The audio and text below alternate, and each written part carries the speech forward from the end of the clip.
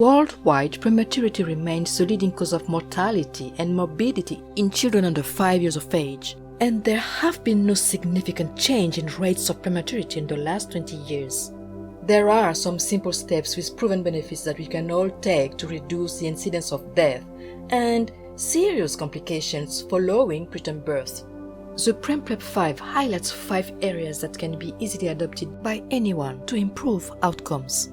It's designed to help you recognize when these steps are helpful and how to carry them out. If you are concerned that labor is very likely to commence before 34 weeks, administer a first dose of steroids via an intramuscular injection into the thigh. The exact dose depends on which preparation you use, so remember to confirm this. Things that might make you concerned labor is likely to start include intermittent abdominal pain that is progressing, the waters breaking, or being able to see or feel on examination that the cervix is opening. A second dose of steroids should be given if undelivered after 24 hours. You could consider giving it at 6 or 12 hours if the labor is progressing more rapidly.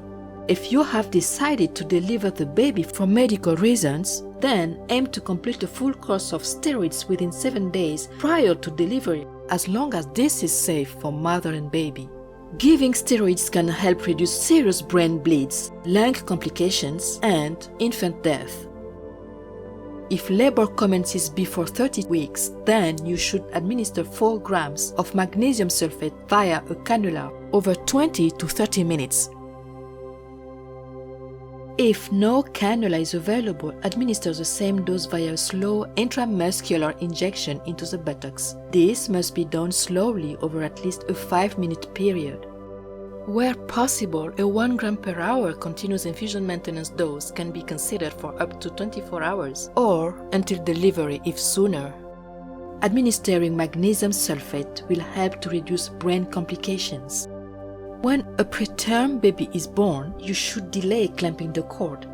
As soon as the baby is born, stimulate them by rubbing with a towel.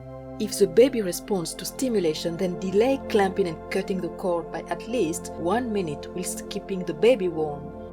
If there's no response to stimulation, you can check the baby's heart rate.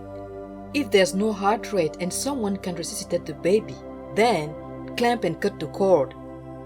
Otherwise, continue to wait and clamp and cut at least 1 minute after birth. Only consider cutting earlier if someone is available to help with resuscitation. Another reason to consider clamping the cord immediately is if the mother is bleeding heavily and requires immediate medical assistance. Delaying cord clamping may improve hemodynamic stability and improves the chances of the baby surviving. You should encourage the first feed within an hour of birth, and this should be breast milk. The baby can be fed either by breast or by expressed breast milk via a nasogastric tube or cup.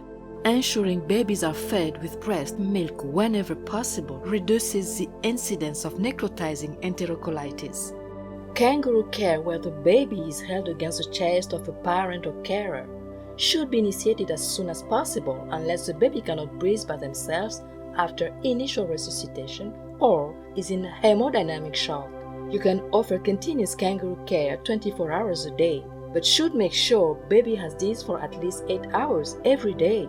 Benefits of kangaroo care include reductions in all of mortality, infections, and hypothermia.